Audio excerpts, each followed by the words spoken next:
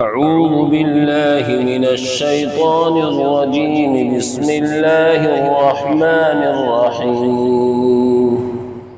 الحمد لله رب العالمين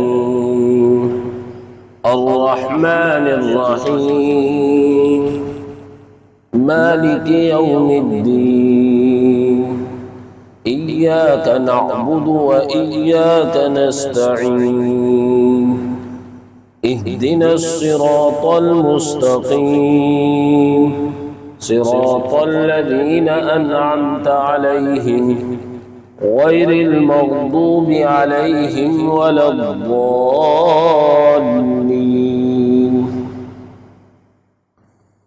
سورۃ الفاتحہ قرآن کریم کی پہلی سورت ہے اور انتہائی اہم سورت. اس کی اہمیت کا اندازہ اس بات سے بھی لگایا جا سکتا ہے کہ اس کے متعدد نام ہیں. چونکہ جو چیز مختلف کمالات کا مجموعہ ہوتی ہے اس کے مختلف نام ہوتے ہیں، اور کوئی ایسا لفظ نہیں ہوتا ہے جو سارے کے سارے کمالات پر دلالت کرے، اس کی خوبیوں کو بتلائے. اس لیے اس کے متعدد نام رکھ لیے جاتے ہیں تاکہ اس کی متعدد خوبیوں کو واضح کرے. جیسا کہ اللہ تعالیٰ کے بے شمار نام ہیں جنہیں اسماء حسنہ کہا جاتا ہے، کیونکہ اللہ تعالیٰ کے کمالات بے حساب ہیں. اسی طرح نبی پاک صلی اللہ علیہ وسلم کے بھی بہت سے صفاتی نام ہیں. بیعینہ سورۃ الفاتحہ کے بھی مختلف نام مفسرین نے ذکر کیے ہیں. چنانچہ سب سے پہلا نام تو سورۃ الفاتحہ ہی ہے، دوسرا نام سورۃ الصلاح ہے، تیسرا نام سورۃ الحمد ہے، چوتھا نام فاتحۃ الکتاب ہے، پانچواں نام ام الکتاب ہے، چھٹا نام سورۃ الشفا ہے، ساتواں نام سورۃ الرقیہ ہے، اور بھی اس کے علاوہ بہت سے نام مفسرین نے ذکر کیے ہیں. سورۃ المثانی یعنی بار بار پڑھی جانے والی کتاب سورت. اسی طریقے سے ایک جگہ قرآن کریم میں القرآن العظیم بھی سورہ فاتحہ کو کہا گیا ہے. سورہ فاتحہ کو اساس بھی کہا گیا ہے. تو سورۃ الفاتحہ کے مختلف نام اس کی اہمیت پر اور اس کے فضائل پر دلالت کر رہے ہیں، اور حدیث پاک میں بھی سورہ فاتحہ کے مختلف نام اور مختلف فضائل ذکر کیے گئے ہیں.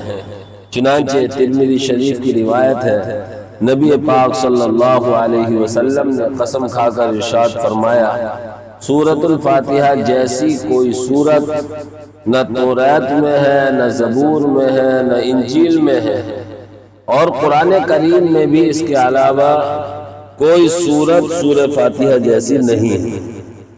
یہ سورت بار بار پڑھے جانے والی 7 آیتیں ہیں، اور گویا یہ قرآن عظیم ہے جو نبی پاک صلی اللہ علیہ وسلم کو عطا کی گئی. ایک دوسری حدیث میں اللہ کے نبی صلی اللہ علیہ وسلم کا ارشاد ہے کہ ایک دن حضرت جبریل علیہ السلام نبی پاک صلی اللہ علیہ وسلم کی خدمت میں حاضر ہوئے. اچانک آسمان کی طرف سے ایک آواز آئی. حضرت جبریل علیہ السلام نے اوپر نظر اٹھا کر دیکھا اور کہا کہ آج آسمان کا ایک ایسا دروازہ کھلا ہے جو اس سے پہلے کبھی نہیں کھلا. اس دروازے سے ایک فرشتہ اترا اور عرض کیا، یا رسول اللہ، میں آپ کو مبارکباد دینے کے لیے حاضر ہوا ہوں. آپ کو 2 ایسے نور دیے گئے ہیں جو اس سے پہلے کسی نبی کو نہیں دیے گئے. پہلا نور سورہ فاتحہ ہے اور دوسرا نور سورہ بقرہ کی آخری آیتیں ہیں۔ آپ ان کو پڑھیں گے تو ان میں جو دعائیں ہیں وہ قبول ہوں گی۔ چنانچہ یہ مسلم کے حوالے سے مشکات شریف میں حدیث موجود ہے۔